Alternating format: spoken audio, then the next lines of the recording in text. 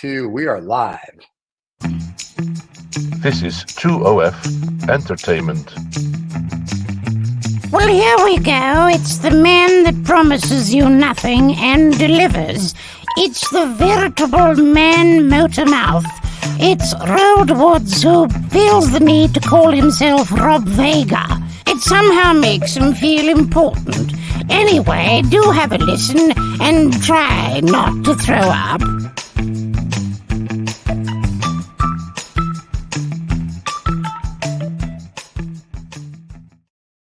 I feel like I want to be a beatnik and just do this the whole show. That's all I want to do because it's I'm very impressed that David found this music. I still am impressed. That's great. Absolutely great. We didn't actually check this earlier. You can hear me all right, yeah? Well, good. I can see you and hear you. You're a 75-year-old black woman, from what I can tell. So, yeah. Right. Yeah. Thank you. Thank you for noticing. Thank you for noticing. Oh, labels. Oh, you got to love all the labels. Got to love the labels. I have to say, every time I kind of roll into my office to do this, I always think, what on God's green earth are we going to talk about? And there's so much. The problem is, it's not that there isn't anything to talk about, is that there's way too much. There's so much drivel out there.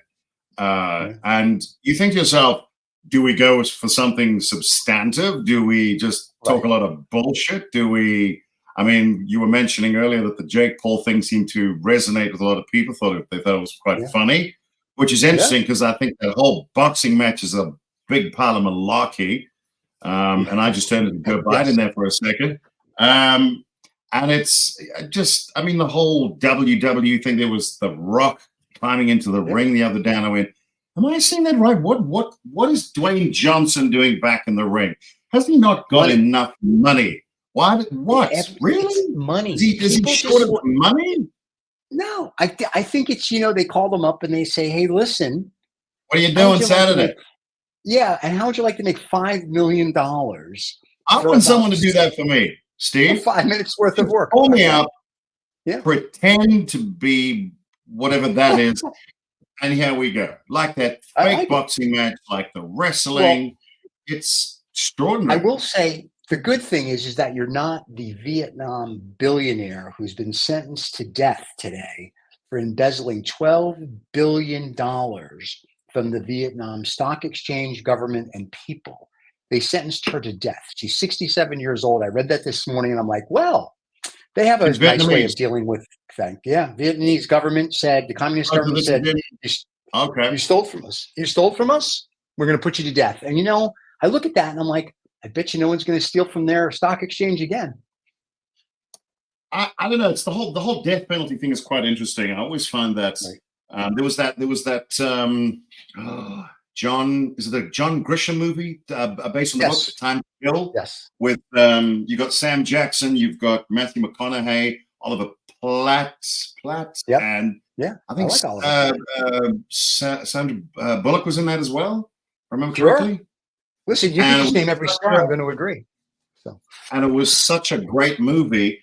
And I actually got my kids to watch it because it's years ago, because I always thought it's quite an interesting take on the movie because, it doesn't necessarily take the view of, yes, the death penalty's good, or no, the death penalty's bad. It literally shows you a situation where what would you do as a dad like Sam Jackson? And I remember thinking to myself, the best part of that movie was the scene with Matthew McConaughey where his back was up against the wall. I mean, you had Sam Jackson looking at a jury of his peers. They looked nothing like him.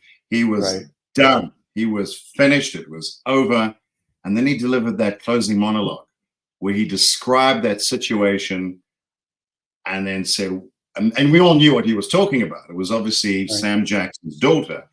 And then he said, imagine if she was white, and suddenly made the whole thing human. And it gets back to the whole humanity and death penalty thing.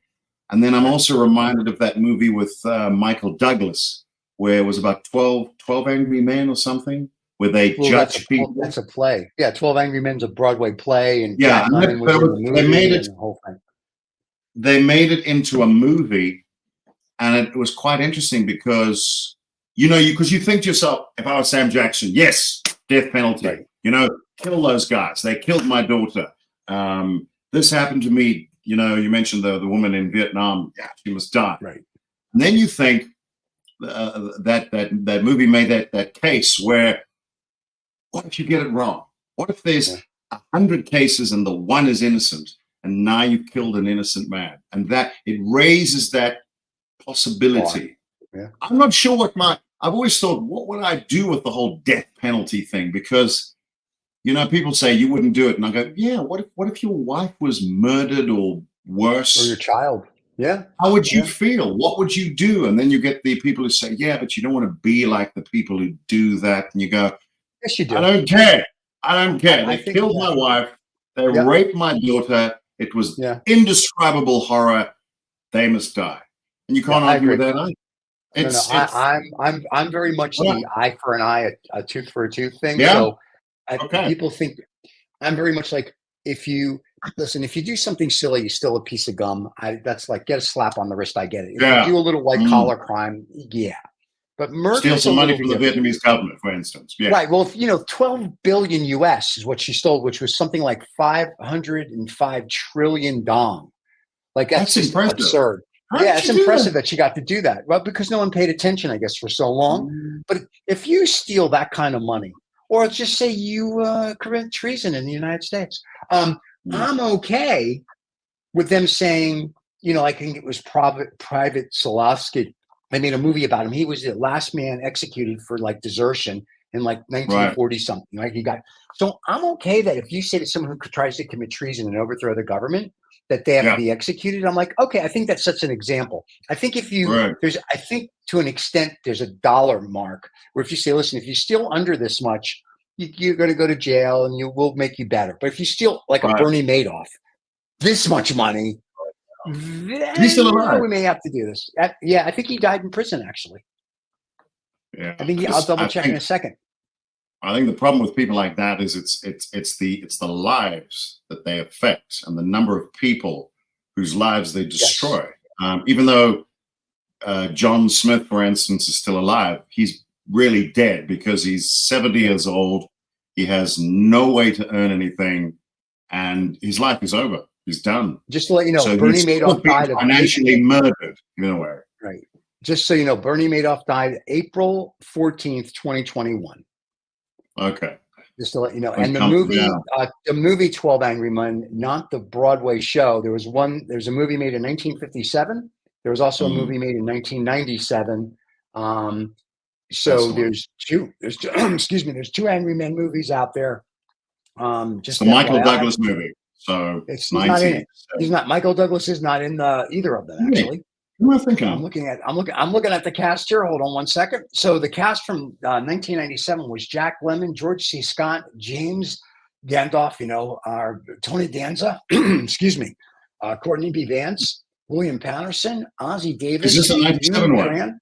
This is the 97. Edward James Olmos, a gentleman. The Black Panther. Another guy I can't pronounce. Somebody else. Mary McDonald.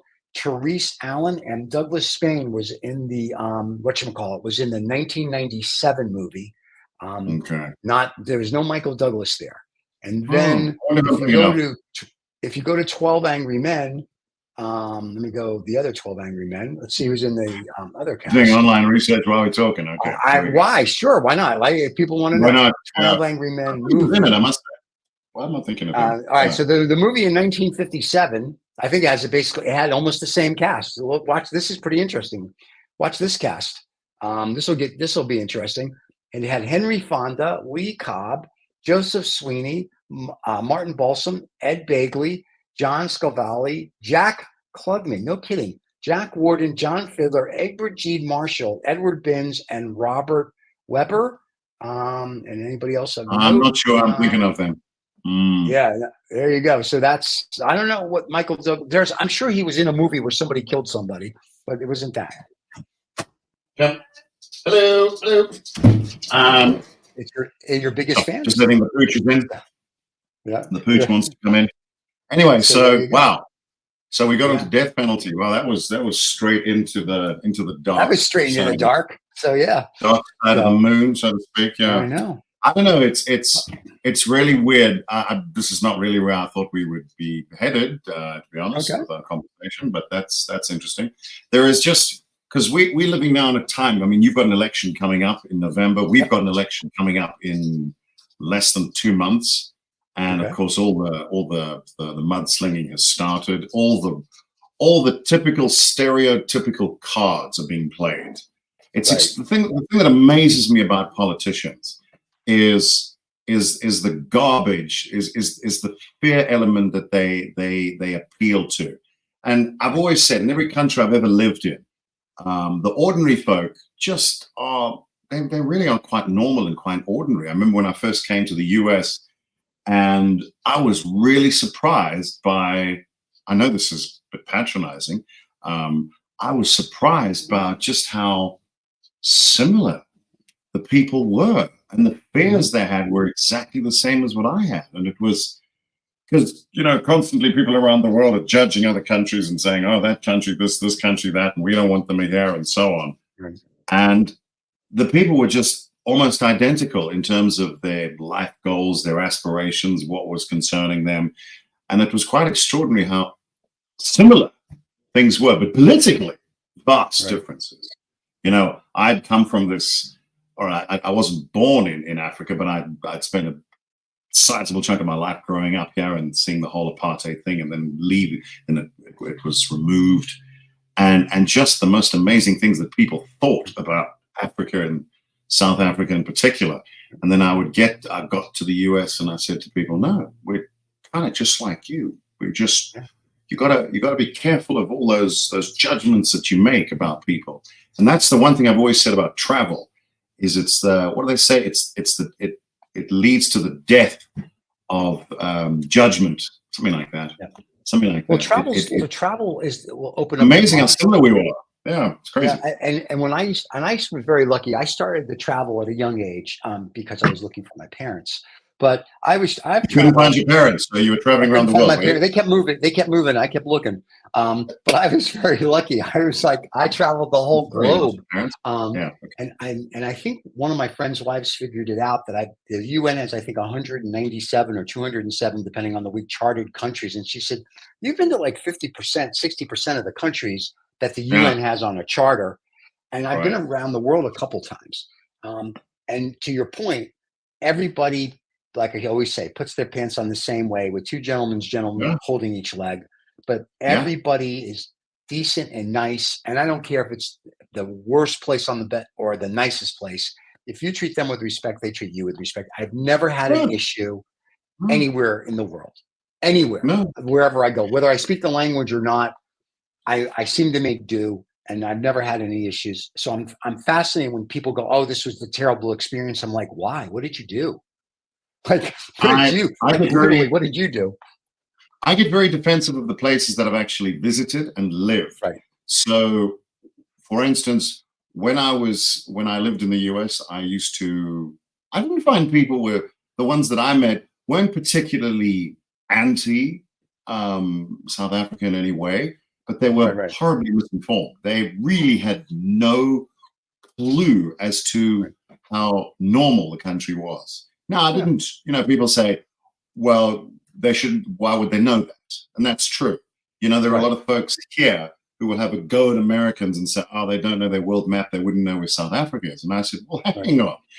I challenge you to find, pick a state, Nebraska, find that on a map, right? So you wouldn't know, because you don't have to know. It's not within the ambit of your necessary experience.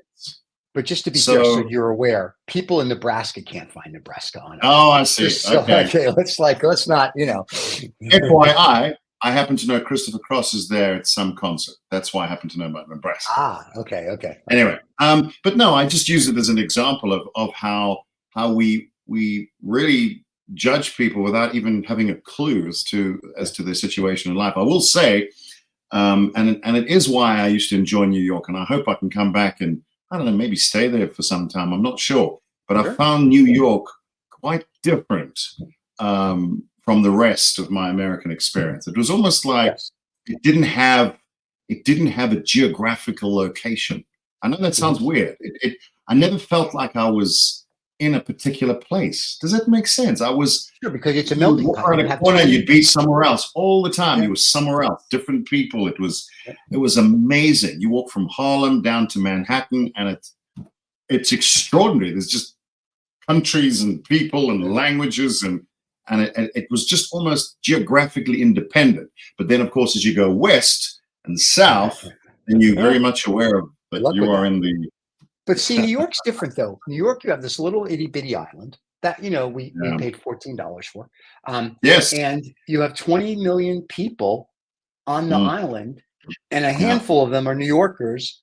The other handful of them are, whatchamacallit, are tourist, from all over the world. And every yes, block is a different ethnicity. When I lived in Manhattan, yeah, in Midtown, I could literally walk out my apartment. If I made a left and went down to this just to Second Avenue, made another left and walked 2 blocks, I was at the Swedish meatball place in Little Swedish.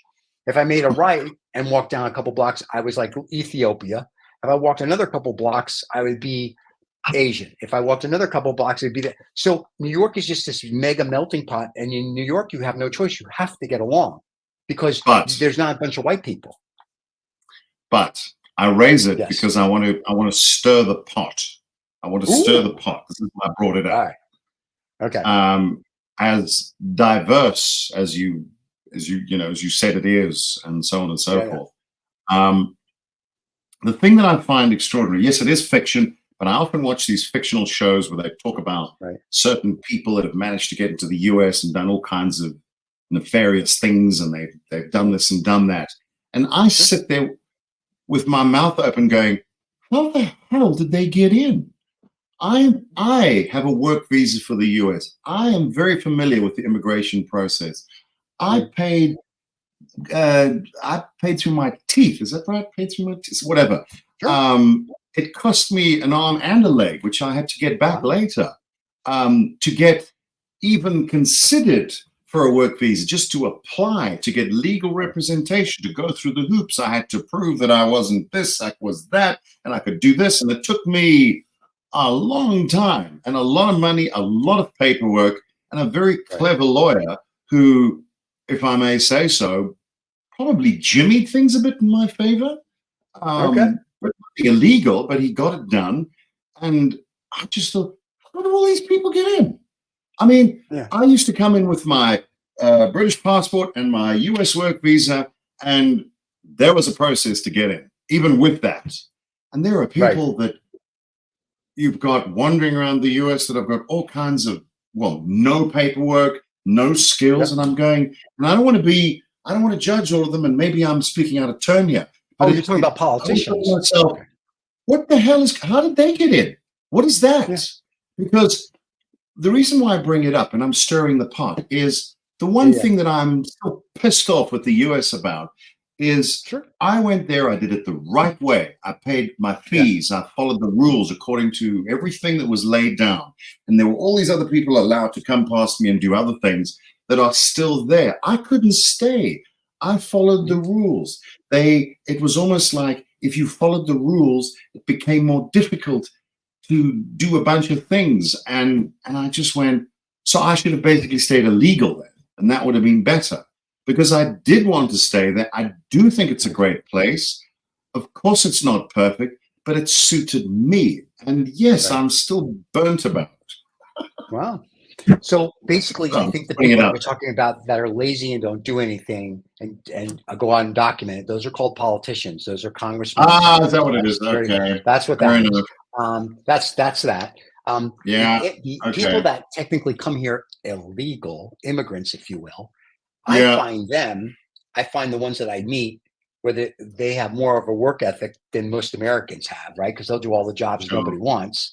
Right. So, and how do people stay? They just stay undocumented and they just figure the government's not going to find them because they get paid in cash or they get paid this way or that way. And, there's still a part of our society that's kind of like they want to help everybody. There's still a part of society, I think, in America that believes in what the Statue of Liberty at the base says: bring us you're tired, you're poor, you're hungry, and you're extremely wealthy people. There is, I think people still believe in that. And to an extent, I'm like, Oh, if you come here from another country, but, we should try to help you as long as but, you okay. give something back. Steve, there's obviously so much we can say about this, but I think, and maybe we should in another chat, but Sure. I guess I'm saying that it was made very difficult for me to be For there. you. Very Right. difficult. So I'll give you a slight example of what I mean. In order for me to be there, I can be a member of the Screen Actors Guild. Right. I had to, because they vetted my ability as an actor, as a voice, as a whatever, my profession. I had to have that. I had to be a member of that. They had to vet my visa, blah, blah, blah, blah, blah. What that then meant is I couldn't do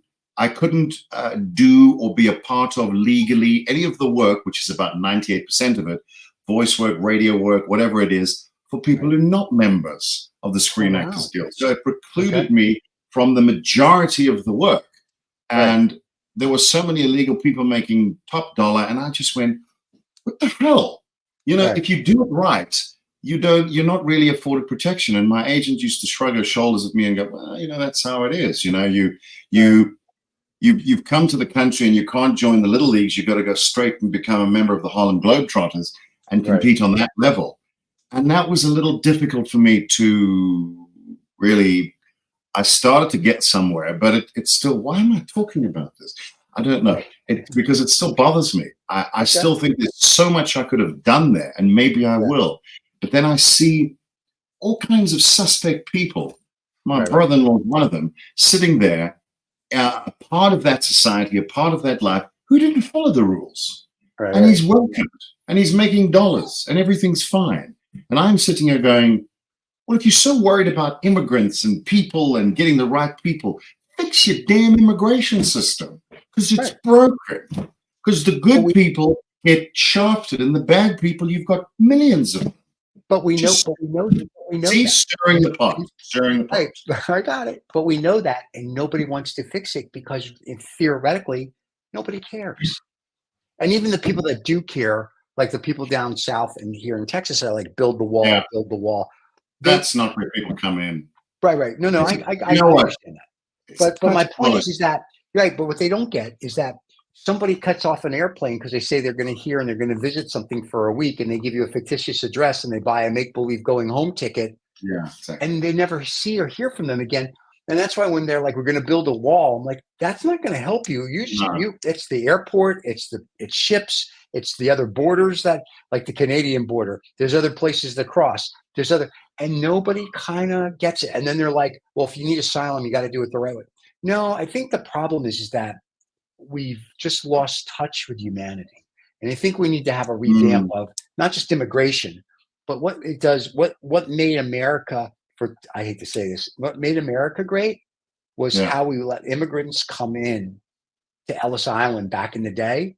And we almost need to have that mindset again. Like, let's bring in the brightest and the best from elsewhere to help us move forward. Just do it right.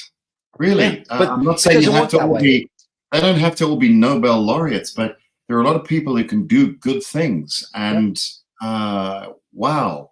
And I'll tell you what made America great. First of all, everyone there is basically an immigrant. I want to put that on the record. Unless you're a Native American and you're from the Sioux tribe or the Cherokee, you are an immigrant. You came from somewhere else. So just be advised on that. FYI. It was just a really well-run colony that just kind of did well, and it spread west, and I think it's great. I have no beef with it, but what I do have a beef with is people who sit there who've never had to suffer, who don't know shit about the rest of the world, who've got all things to say about how other people work in other countries. And I go, have you been there? Have you seen it? Do you know what it's like to come into another country or move countries? Well, you should be so damn grateful. But at the same time, you should be more careful about who you let in, and just consider the people that are there and what they can actually do for you, instead of just chasing everybody away. But to your point, all the people that say things and have never traveled and been anywhere, once again, those are our politicians. They're clueless. So they don't have a clue. So that has a lot to do with it. And the problem is, once again, Nobody works for the people. They're all trying to better themselves. And we can talk about on another show how the politicians can take inside information and trade stocks where a person like us can't. We go to jail, they don't. So there's Yeah. a lot of stuff that happens when you're a politician that you can get away with where the average person doesn't. So them playing ostrich, where they can just stick their head in the sand and be idiots, everyone's okay with that because the rest of the population does the same thing. I want to say this. So first of all, I'm probably about 30% of what I said is absolute bollocks because I'm a little unprepared for this. So I do apologize for that. Yeah, so there's that's probably right. some facts that have just turned into fiction for me. But one thing that I do find quite frustrating, and I found that when I was there, and I'm only picking on America because I think it's a great country and it's got some good people in it. And I met a lot. Most of the people I met were fantastic. I'm not really having a go at them.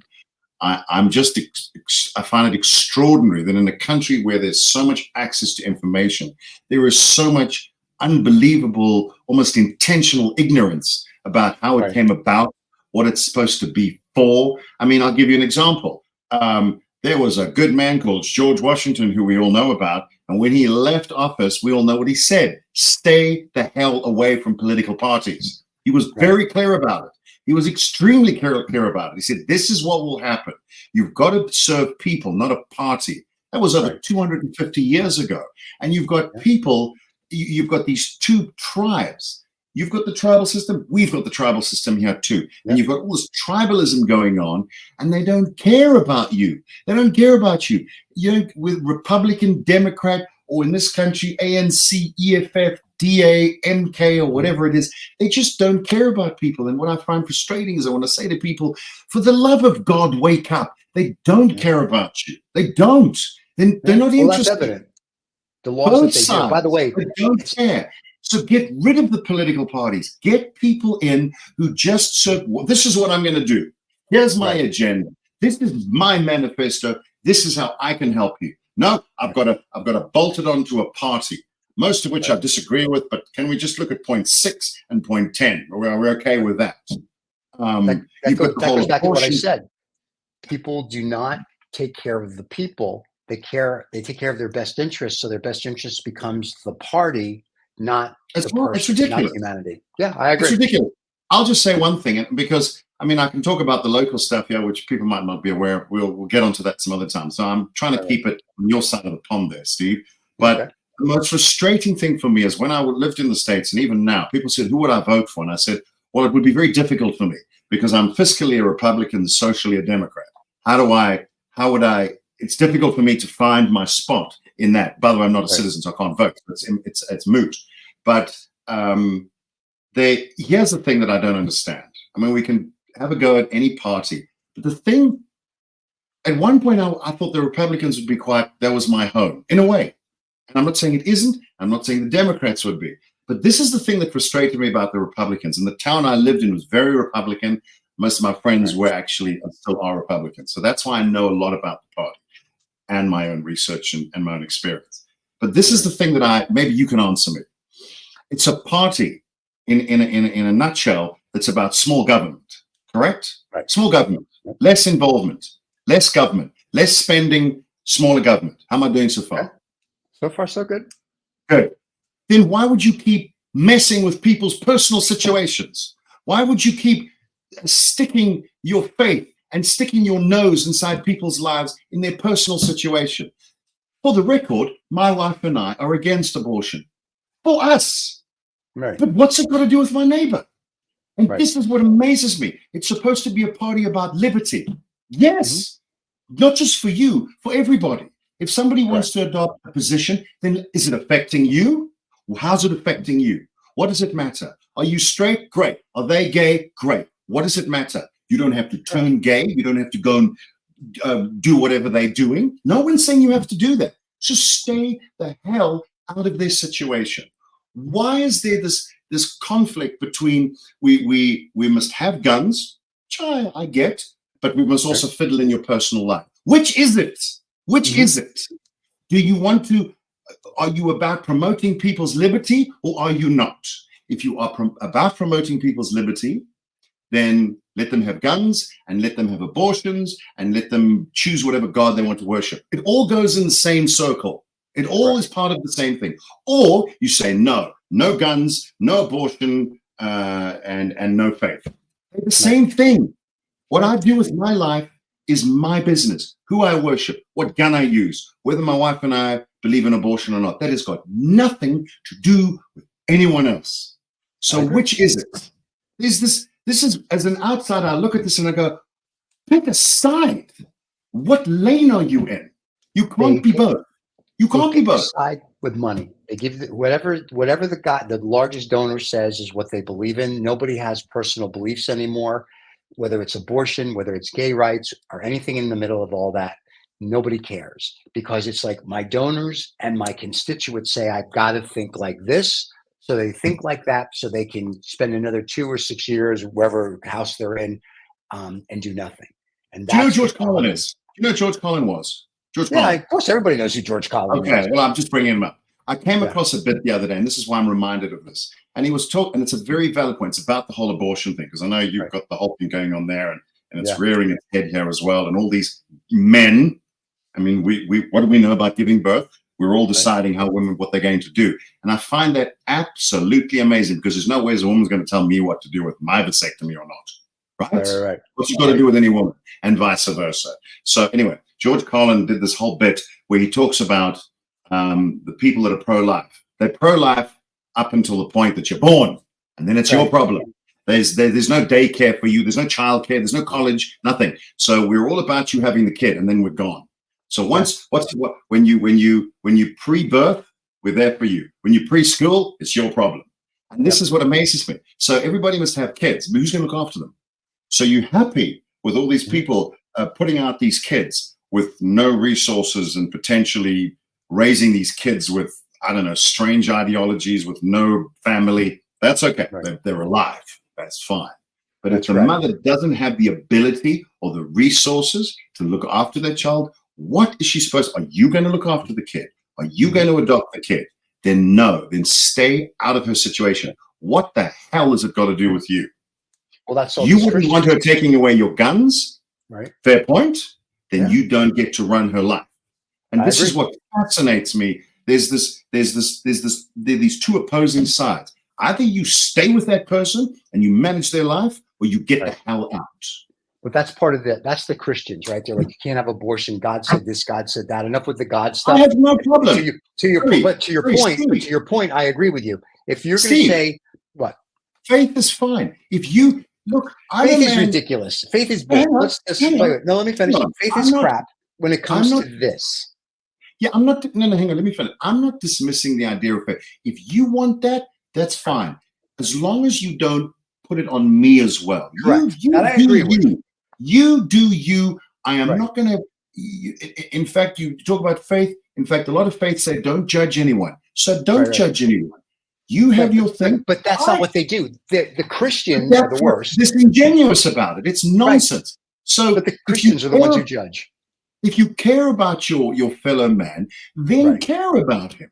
Correct. And then respect him. And then don't judge him. And include him. And if you want him to have 500 kids, then you should jolly well be there with money and resources to help him. Otherwise, stay out of his kitchen. Stay out of his house and don't get involved. It's as simple as that.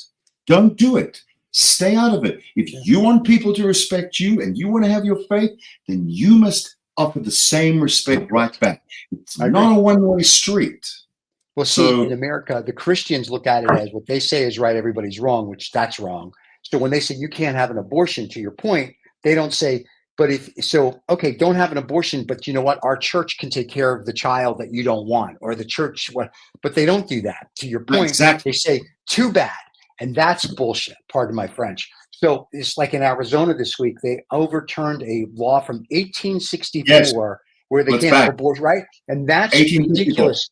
1864, they overturned this law, and I'm like, great. Does that mean the state of Arizona now is going to set up a program for people that can't take care of the children that you're saying that can't be aborted for whatever reason? No. Do you know?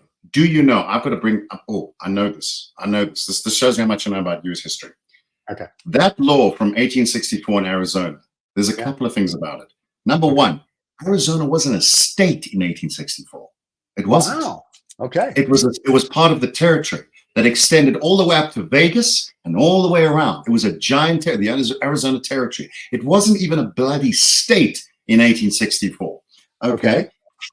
And in 1864, there was no such thing as a cowboy hat. That was invented in 1865. Wow.